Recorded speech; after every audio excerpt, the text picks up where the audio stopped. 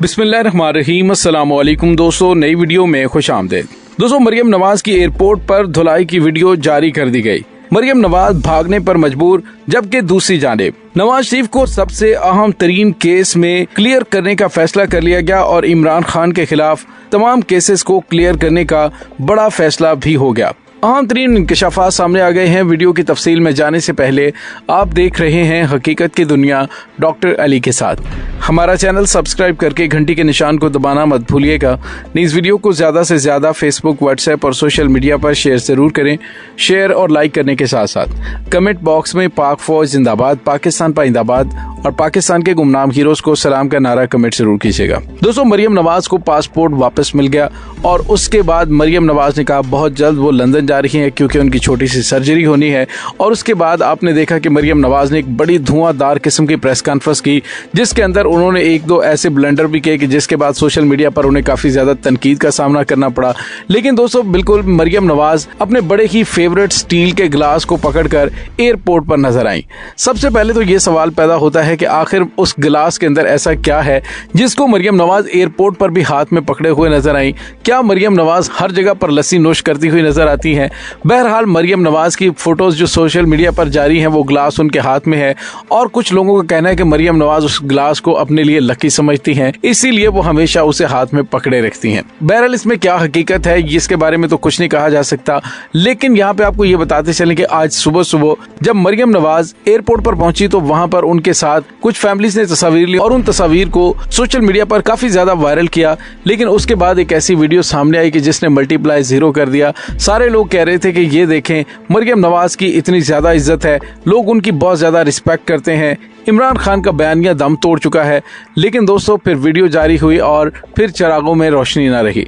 हुआ यूं कि एक आदमी जो मरियम नवाज के बिल्कुल करीब खड़ा था, उन्होंने मरियम नवाज से सवाल किया कि ये बताइए कि अगर एवन फील्ड आपके और हुसैन नवाज के नहीं है तो फिर एवन फील्ड का असल मालिक कौन है? तो उसके बाद मरियम नवाज की जानिब से कोई भी सवाल का जवाब न दिया गया। जो पहले तस्वीरें बना रही थी वो जल्दी से तेज कदम उठाते हुए सिक्योरिटी वालों को क्रॉस करके अंदर चली गई और सवाल का कोई जवाब न दिया। दोस्तों, ये तो इन पाकिस्तान के सियासतदानों की हैसियत है कि जहां पर इनसे सवाल किया जाता है वहां पर जवाब देने की बजाय दुम दबाकर भाग खड़े होते हैं। और दोस्तों, यहाँ पे आपको ये भी बताते चलें कि कुछ बहुत बड़ी बड़ी डेवलपमेंट्स गुज़िश्ता चंद घंटों के दौरान सामने आई हैं, जिसमें पता चला है कि पाकिस्तान के अंदर मुख्तदर हलकों की जानिब से कुछ बहुत बड़े बड़े फैसले किए गए हैं, जिसमें यूं लगने लगा है कि सियासत और अदालत का बड़ा चूली दामन का साथ है। हर रोज अदालतों में सियासी हजरात से मुतालिक सियासी मुकदमात नजर आते हैं। हालिया इतवार और पीर इस हवाले से खबरों से भरपूर थे। इतवार को छुट्टी के बावजूद चेयरमैन पाकिस्तान तहरीक इंसाफ पेश हुए, बगैर जमानत कबलस गिरफ्तारी हुई। पीर को भी उनके लिए दिन खास था। इसी तरह लाहौर हाईकोर्ट में भी मुतारब हजरात को रिलीफ मिली। मरियम नवाज के पासपोर्ट के हुसूल के लिए दरखास्त मंजूर की गई और उसके बाद सैरुकनी फुल बेंच ने उनको पासपोर्ट लौटाने का हुक्म जारी किया। मरियम नवाज का पासपोर्ट 3 साल से जब्त किया हुआ था और इसी अदालत आलिया के एक सिंगल बेंच ने वज़ीर आला पंजाब चौधरी परवेज इलाही के साहबजादे मोनिस इलाही के खिलाफ मनी लॉन्ड्रिंग का मुकदमा खारिज करने का हुक्म दिया। ये मुकदमा FIA में था और मोनिस इलाही जवाबदेही भी कर चुके थे। जाहिर है कि जिस जिसको रिलीफ मिला, इन सब ने अपने अपने मौकफ में उसकी वजाहत की थी। दोस्तों, इस सिस्टम में बात गौर करने की यह है कि माजी की तरह इस बार भी फैसलों में मुख्तलिफ आरा का इजहार किया जा रहा है। पाकिस्तान तहरीक इंसाफ की जानिब से मरियम नवाज और उनके शौहर कैप्टन सफदर की बरियत पर नुक्ताचीनी जारी थी कि अब पासपोर्ट वाले हुक्म के हवाले से नई बहस शुरू हो गई है। इसमें खुद कप्तान भी हिस्सा ले रहे हैं, जबकि दूसरी जानिब इत्तेहादियों ने इमरान खान की जमानत पर तनकीद और तंजिया तबसरे शुरू किए। यूं माहौल में जो तलखी मौजूद है हर मामले पर जारी है। मजमूई तौर पर अवाम परेशान है। हालिया दिनों में वजीर खजाना इसहाक डार की आमद पर तनकीद हो रही थी। उनके वजीर खजाना बन जाने के बाद से डॉलर के मुकाबले में रुपए की कदर बढ़ रही है, जबकि इस माह की यकम को पेट्रोल के मसनूआत की कीमतों में कमी भी की गई। और ख्याल और तसव्वुर तो यह है कि इससे महंगाई पर जद पड़ना चाहिए, लेकिन ऐसा ना हो सका। महंगाई बदस्तूर जारी है। मुर्गी, ब्रायलर का गोश्त बतदरीज महंगा हो रहा है। प्याज और टमाटर अपना खराज वसूल कर रहे हैं। प्याज 150 रुपए फी किलो और टमाटर 220 रुपए फी किलो बिक रहा है और उनकी कीमत में उतार चढ़ाव का अंदाजा आप इस बात से लगा सकते हैं कि मुर्गी का गोश्त रोजाना 5 से 30 रुपए तक महंगा होता जा रहा है। टमाटर एक रोज में 160 रुपए फी किलो बिकता है तो अगले रोज 60 रुपए फी किलो मजीद महंगा हो जाता है।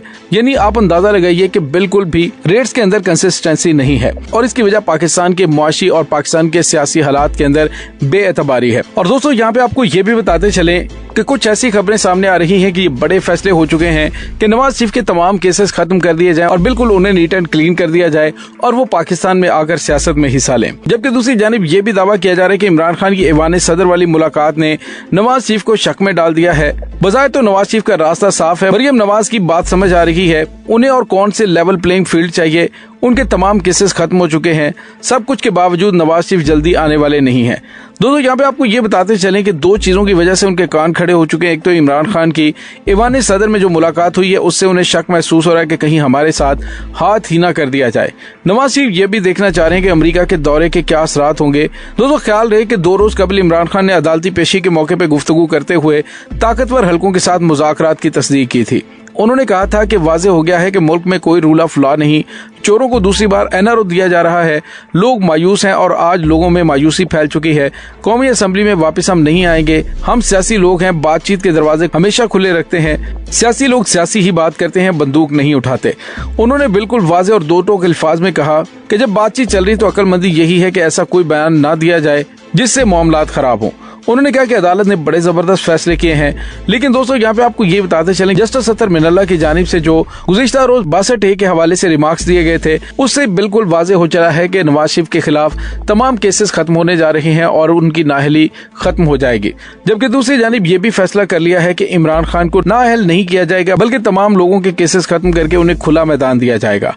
दोस्तों दूसरी जानिब आपको ये भी बताते चलें कि पाकिस्तान तहरीक इंसाफ के सीनियर रहनुमा और माहिर कानून दान हामिद खान ने एक इंटरव्यू में कहा है कि आर्टिकल 62(1)F में तो कहीं नहीं लिखा कि इसके तहत कोई शख्स ताहयात नाअहल हो सकता है। उन्होंने कहा कि शिक में सिर्फ ये लिखा है कि किसी उम्मीदवार में जो खूबियां होनी चाहिए उनमें से एक ये है कि वो सादिक हो और अमीन हो, लेकिन ये नहीं लिखा कि इसमें यह अहलियत ना हो तो वो सारी उम्र के लिए नाअहल हो जाएगा।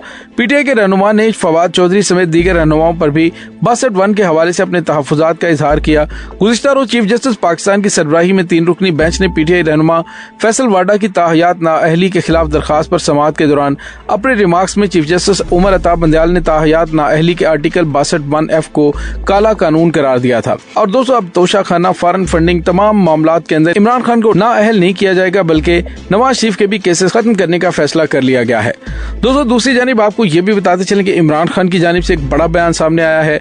इमरान खान ने कहा है कि लॉन्ग मार्च के लिए अहम कार्ड अभी मेरे सीने से लगे रहेंगे। दोस्तों ये पहला मौका है कि लॉन्ग मार्च के हवाले से इमरान खान की जानिब से मामलात को ओपन नहीं किया जा रहा। शायद उसकी वजह हालिया लीक्स हैं। इमरान खान ने पहली मर्तबा बड़ी राजदारी से सारे मामलात को चलाया और अब जो मीटिंग्स की हैं उसकी भी तमाम तरफ वाज़ेह सूरत हाल सामने नहीं आ पा रही। दोस्तों यहाँ पे आपको ये भी बताते चलें, इमरान खान ने कहा है कि लॉन्ग मार्च के अहम कार्ड मेरे सीने से लगे हैं। लॉन्ग मार्च का आगाज कहां से होगा, वक्त और जगह का तयन खुद करूंगा। उन्होंने पाकिस्तान तहरीक इंसाफ के अहम रहनुमाओं से अलग अलग मुलाकातें की हैं और उन्हें अलग अलग अहकामात भी दिए हैं।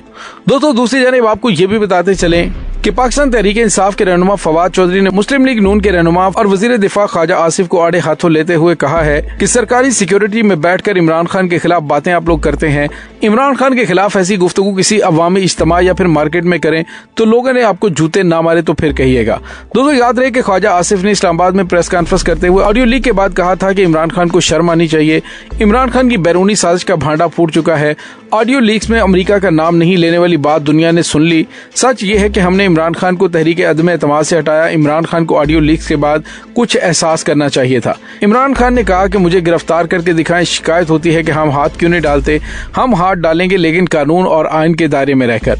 इमरान खान ने इदारों के खिलाफ तकारीर की। इमरान खान ने कहा कि अगर घर पर डाका पड़े चौकीदार कहे न्यूट्रल है। इमरान खान ने रेफरेंस दिया कि आप चौकीदार को माफ कर देंगे। पाकिस्तान के इदारे कानून और आइन के ताबे हैं। पाकिस्तान के चौकीदार सरहदों की हिफाजत के लिए हैं। हमारे चौकीदार किसी चोर की हिफाजत पर मामूर नहीं है। लेकिन दोस्तों यहाँ पे आपको ये बताते चलें कि ये हकीकत है कि अब इन चोरों की हिफाजत की अहम जिम्मेदारी भी फौज संभाले हुए है और ये वो कल के चोर आज पाकिस्तान के मुअज़्ज़ज़ लोग बने बैठे हैं और पाकिस्तानियों का मुंह चढ़ा रहे हैं। दोस्तों इस तमाम सूरत हाल के बारे में आपका क्या कहना है, कमेंट सेक्शन में अपने ख्यालात का इजहार जरूर कीजिएगा। इसके साथ ही डॉक्टर अली को इजाजत दीजिए। पाक फौज जिंदाबाद, पाकिस्तान पाइंदाबाद, पाकिस्तान के गुमनाम हीरोज को सलाम। अल्लाह वारिस।